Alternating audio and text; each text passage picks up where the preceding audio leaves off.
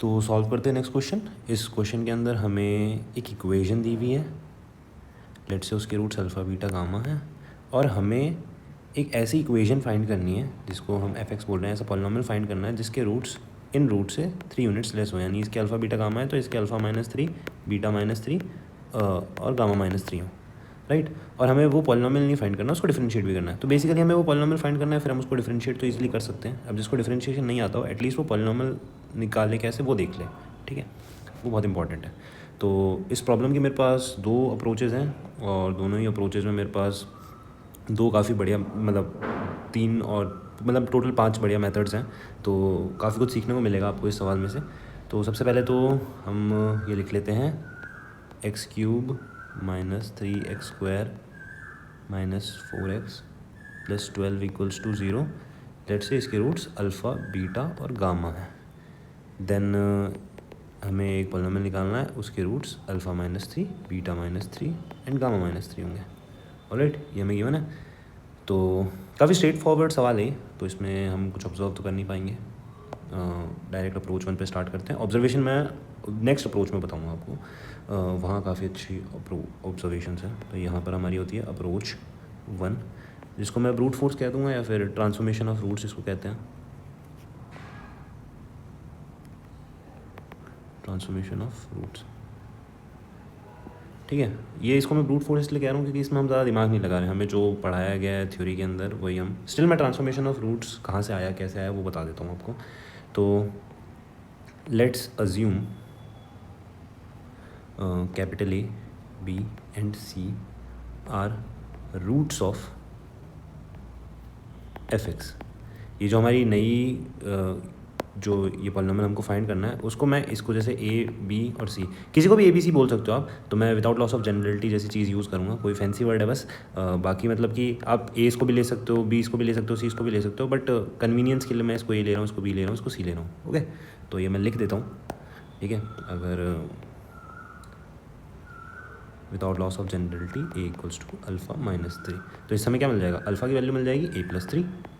Alright, अब now we know that, हमें क्या पता है अल्फ़ा किसका रूट है, अल्फ़ा इज़ रूट ऑफ। अब मैं इसको थोड़ी देर के लिए, यानी पूरे क्वेश्चन के लिए इसको स्टार बोल देता हूँ। तो alpha is root of star, ठीक है। तो क्या करें फिर हम, सो पुट अल्फ़ा, और अल्फ़ा की जगह हम पुट करेंगे A+3 अल्फ़ा, और A+3 मैं इसलिए लिख रहा हूँ इन स्टार। ऑलराइट, तो स्टार के अंदर मतलब अल्फ़ा इसका रूट है, राइट, अल्फ़ा इसका रूट है, तो α³ - 3α² ये = 0 होगा, ठीक है, ठीक है।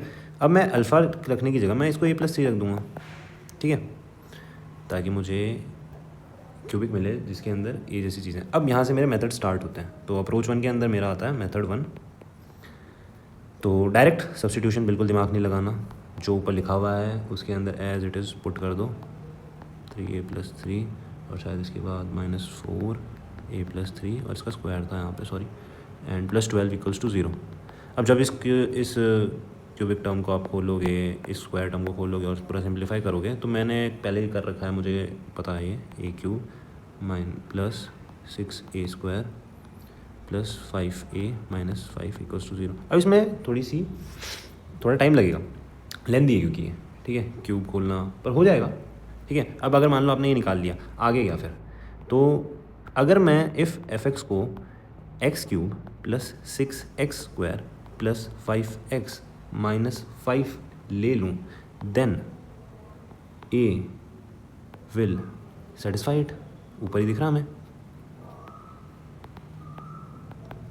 ठीक है ना, A इसके अंदर डालेंगे तो 0 हो जाएगा, ये हमें ऊपर दिख रहा है, ठीक है। तो मैं इसको जनरल एक वो बोल दिया।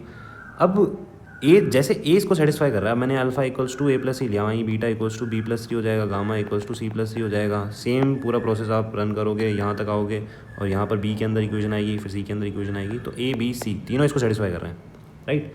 तो वही मैं लिख देता हूँ, A is root of f(x). Similarly B and c will also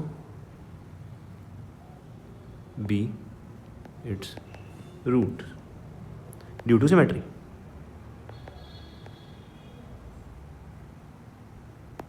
ठीक है, अब हमें ये मिल गया। अब हमें ये तो निकालना नहीं था। अब जिनको डेरिवेटिव आता है वो इससे आगे भी प्रोसीड कर सकते हैं, जिनको नहीं आता उनके लिए इतना बहुत था। तो वो अब हम यहाँ पर डेरिवेटिव का एक बेसिक सी डेरिवेटिव ऑफ एक्स की power n equals to n x की पावर n माइनस 1। ठीक है, और ये अगर आप ऐसे जैसे इस पूरे का डेरिवेटिव लोगे डी बाई डी एक्स करोगे तो इंडिविजुअल का डी बाई डी एक्स हो सकता है, क्योंकि ये प्लस के अंदर है। ठीक है, तो आप ऐसे कर सकते हो। ठीक है, यहाँ पर अगर मैं डी बाई डी एक्स लिख देता हूँ, ऑलराइट, तो आप ये कर सकते हो, एडिटिव होता है। तो आपका आ जाएगा एफ डैश एक्स बोलते हैं इसको, एफ प्राइम एक्स भी बोल सकते हो। तो 3x² plus 12x plus 5, alright, तो ये आ जाएगा। अब ये तो था लेंदी प्रोसेस, यहाँ से यहाँ तक पहुँचना ओके था, बट यहाँ से यहाँ पहुँचना वॉज लेंदी। तो मैं इसको शॉर्ट कैसे कर सकता हूँ, तो वही मैं आपको दिखाता हूँ। मेथड 2। अब ये जो स्टार था ना, ध्यान से देखो, ये जो स्टार था ना, इसके अंदर x³ माइनस 3x², ये मेरे कहीं देखे देखे से टर्म्स हैं। x माइनस 1 का जब आप होल क्यूब करोगे तो उसमें आएगा x³ minus 3x² plus 3x minus 1। तो ये टर्म्स यहाँ से गायब है, तो ये हम इसके अंदर ले आएंगे और इसको सब्ट्रैक्ट भी कर देंगे, प्लस माइनस कर देंगे यही टर्म, तो प्लस वाला इसको दे देंगे और माइनस वाला। तो मैं इसको सिंप्लीफाई करके आपको दिखाता हूँ कैसे दिखेगा। तो स्टार जो होगा वो इक्विवेलेंट होगा x माइनस 1 के whole cube minus 7x plus में 13। ठीक है, जब आप मैंने जो बताया ऊपर वहाँ पर आप प्लस माइनस 3x माइनस 1 जब पूरी इक्वेशन में एक बार प्लस कर दो एक बार माइनस कर दोगे तो सिंप्लीफाई होकर ये आ जाएगा। अब इसमें कोई स्क्वायर वाली टर्म नहीं है, दिख रही होगी आपको। तो अब वही सेम चीज़ हम वही सब्स्टिट्यूट करेंगे, x को बेसिकली a+3 वाला। तो इसमें जब आप a+3 पुट करोगे तो ये a+2 का क्यूब बन जाएगा, माइनस 7a+3 प्लस 13, ऑलराइट, ये बन जाएगा। इसके अंदर जब आप put x equals to a+3, alright, ये मिल जाएगा। फिर अगेन आप डिफ्रेंशिएट कर दो एंड वही सेम इसको ओपन करके डिफ्रेंशिएट कर दो।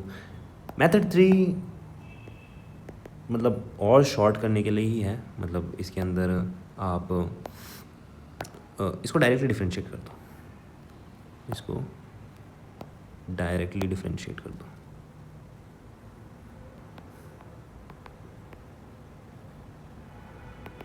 क्योंकि जब आप इसको और a को x से रिप्लेस कर देना, तो मैं ये करके दिखा देता हूँ। जब आप डायरेक्टली डिफ्रेंशिएट करोगे तो ये आ जाएगा 3, a को x से रिप्लेस कर देता हूँ, x+2 का स्क्वायर माइनस 7, ये आ जाएगा, सिंपल एज दैट। ठीक है, directly differentiate and before that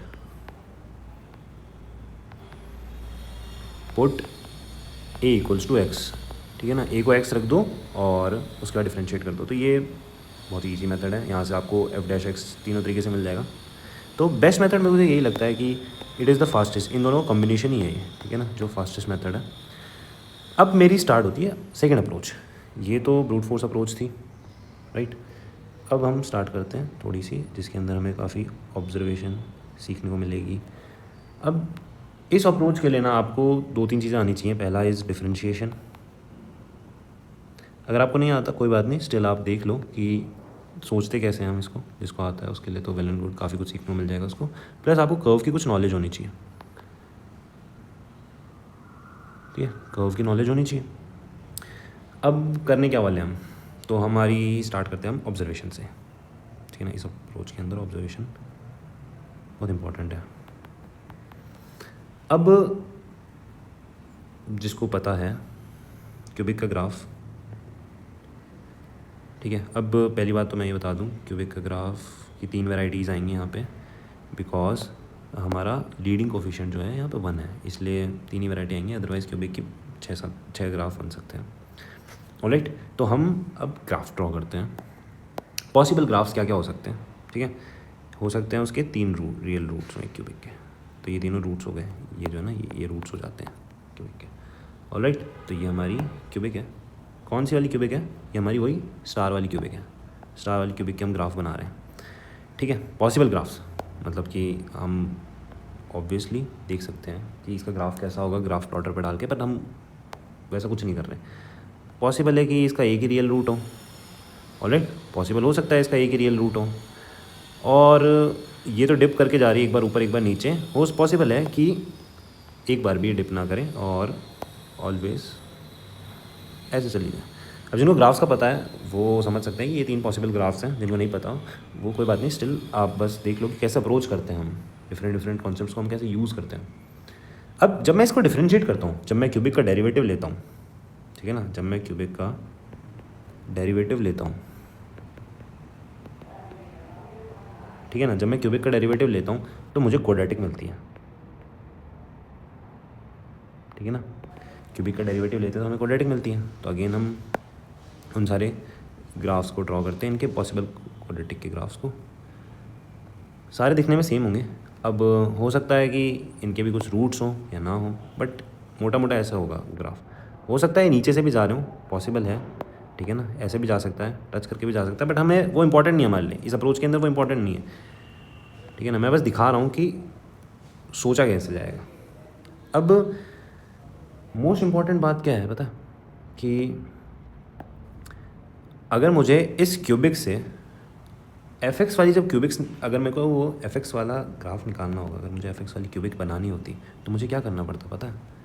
in तीनों ग्राफ को मैं यहाँ ले आता हूँ। अगर मुझे ये क्यूबिक बनानी होती तो मुझे बेसिकली क्या करना होता पता है? इन सारे पॉइंट्स को 3 यूनिट पीछे शिफ्ट कर देना होता, बिकॉज इनके इसके रूट्स अगर अल्फा बीटा गामा है तो ये 3 यूनिट अगर मैं शिफ्ट पीछे कर दूंगा तो वो रूट्स अल्फा माइनस सी, बीटा माइनस सी, गामा माइनस सी हो जाएंगे। तो ग्राफ कैसा बन जाएगा? वो ग्राफ कुछ ऐसा बन जाएगा। रहा तो अभी भी क्यूबिक ना, शिफ्टेड है बस। और अगर ये 3 यूनिट से शिफ्ट हुआ है तो खास बात पता है क्या? इसका जो डेरिवेटिव वाला ग्राफ होगा ना वो भी 3 यूनिट से शिफ्ट हो जाएगा। यानी बस इसका जो ये ग्राफ था, अगर वो ये था तो इसका ग्राफ ना ये हो जाएगा, यानी ये भी 3 यूनिट से शिफ्ट हो जाएगा। बहुत इंपॉर्टेंट चीज़ है, मतलब आप डायरेक्टली यहाँ पहुँच सकते हो, ठीक है ना। आपको ये क्यूबिक के अंदर ट्रांसफॉर्मेशन ऑफ रूट लगाने की जगह कोई ज़रूरत ही नहीं है। आपको यही पूछा है आपसे, उसने उस क्यूबिक का डेरिवेटिव पूछा है जो कि 3 यूनिट शिफ्टेड है, तो वो यही तो है। तो अगर आप ये फाइंड कर लोगे, इसकी इक्वेशन फाइंड कर लोगे और इसमें ट्रांसफॉर्मेशन ऑफ रूट लगा दो 3 यूनिट पीछे वाला, तो डायरेक्टली आपको आंसर मिल जाएगा। आपको क्यूबिक निकालने की ज़रूरत नहीं है, ठीक है ना। आपको क्यूबिक को डिफ्रेंशिएट करने की ज़रूरत नहीं है। आप डायरेक्टली स्टार्ट वाली क्यूबिक से को डिफ्रेंशिएट करो, ये मिलेगा, और उसके अंदर ट्रांसफॉर्मेशन ऑफ रूट लगाओ, ये मिलेगा। That's what my point is, ठीक है। और ये ऐसा ही क्यों हो रहा है, ये 3 यूनिट क्यों शिफ्ट हो रहा है? क्योंकि यहाँ पर एक पॉइंट होता है जो इस पॉइंट से कॉरस्पॉन्ड करता है, ठीक है। ये बड़ी, जिनको कर्व्स के बारे में पता है उनके लिए बहुत इंपॉर्टेंट बात होती है कि इस पॉइंट के अबाउट ये जो यहाँ वाला ग्राफ है और यहाँ वाला ग्राफ है वो सिमेट्रिक होता है, ठीक है। और इसी पॉइंट के अबाउट ये जो ग्राफ होता है और ये पोर्शन होता है वो सिमेट्रिक होता है। इसलिए अगर मैं इसको 3 यूनिट, अगर इस पॉइंट को, अगर इस पूरे ग्राफ को 3 यूनिट सरकाऊंगा तो ये पॉइंट भी 3 यूनिट यहाँ सरकेगा, और इसके कॉरस्पॉन्डिंग ये पॉइंट भी यहाँ 3 यूनिट सरकेगा, तो वो जो पैराबोला है वो यहाँ आ जाएगा। ऑलराइट, ये काफ़ी मैंने डिटेल में बता दिया। इसमें से जो भी पॉइंट आपको अच्छा लगा, सारे पॉइंट बहुत इंपॉर्टेंट है, जो भी पॉइंट आपको अच्छा लगा प्लीज़ उसको नोट करना, ठीक है। सिमिलरली इन सब में भी यही होगा, 3 यूनिट शिफ्ट कर दो, इसके अंदर एक ही रूट है तो ये ऐसे शिफ्ट हो जाएगी, इसके अंदर भी एक ही रूट है तो ये ऐसे शिफ्ट हो जाएगी। That's all. अब स्टार्ट करते हैं। हमारी ये तो अप्रोच थी, इसके अंदर इस अप्रोच को प्रोसीड कैसे करना है वो दिखा देता हूँ, बहुत इंपॉर्टेंट है वो। तो मेथड 1, 2 मेथड है मेरे पास इसके अंदर। मेथड 1 के अंदर क्या हो जाएगा कि जो आपके पास स्टार वाली इक्वेशन थी ना, याद करो, स्टार वाली जो इक्वेशन थी उसका डेरिवेटिव लिख रहा हूँ। इसका मतलब कि स्टार वाली इक्वेशन का डेरिवेटिव, स्टार वाली इक्वेशन का डेरिवेटिव क्या हो जाएगा? 3x² - 6x - 4।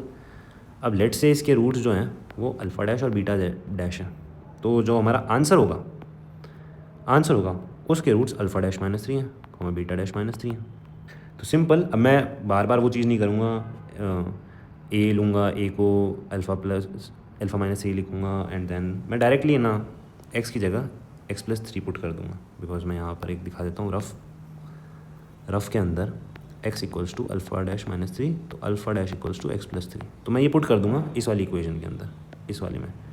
तो पुट कर दो डायरेक्टली, ट्रिक टाइप कह सकते हो इसको। जनरली पूरी दुनिया इसी तरीके से सॉल्व करती है इसको, आपको भी आनी चाहिए मेथड, क्योंकि मैंने आपको बता दिया। जब आप उसको सिंप्लीफाई करोगे तो ये आ जाएगा 3x² + 12x + 5, जो कि हमारा आंसर है, ठीक है। ऊपर वाले से आप वेरीफाई कर सकते हो। मेथड 2 क्या है ना, मेथड 2 भी बड़ा इंपॉर्टेंट हो सकता है, यहाँ इतना अच्छा ना हो बट किसी ना किसी और जगह आपको हेल्प कर दे। अब हमारे पास ये क्यूबिक तो 3 क्वाड्रेटिक तो थी 3x² - 6x - 4 = 0। अब जब आप इसके रूट्स निकालोगे ना, एक्चुअली रूट्स निकाल ही लिया हमने, मान लो रूट्स जो हैं वो जाएंगे 3 ± √21/3। श्रीधराचार्य फॉर्मूला लगा के आप ये निकाल सकते हो। तो रिक्वायर्ड इक्वेशन के रूट्स क्या हैं? रिक्वायर्ड इक्वेशन के जो रूट्स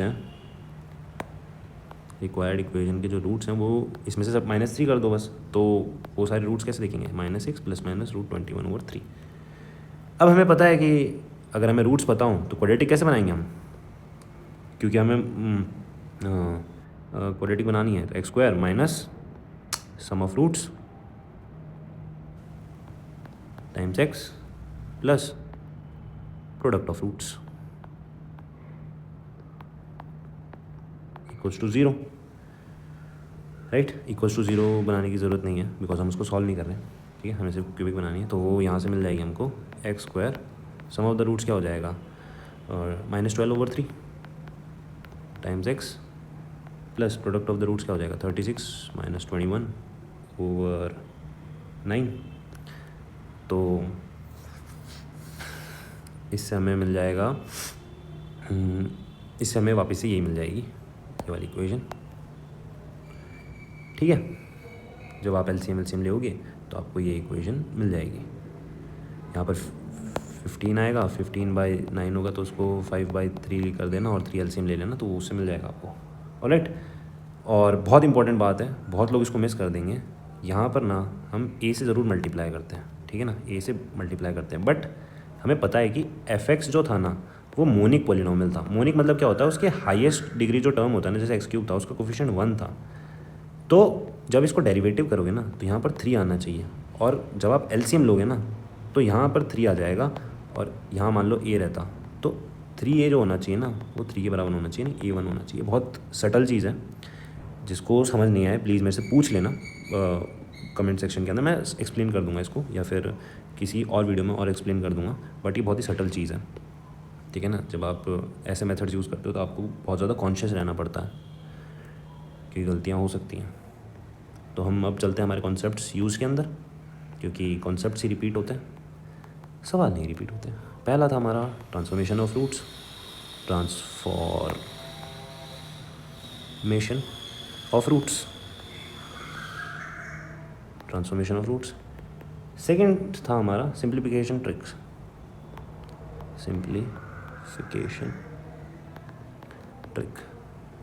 तो नहीं, ऑब्जर्वेशन ही कहेंगे उसको, जैसे वो मैंने x - 3 का जो होल क्यूब करा था वो दिखना, दैट इज सिंप्लीफिकेशन में उसने काफ़ी हेल्प कर दी मेरी।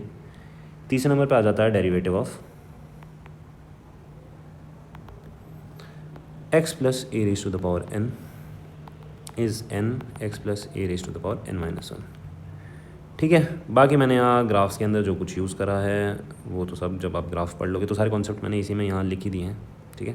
तो ये था हमारा अप्रोच 2, ये थी हमारी अप्रोच 1।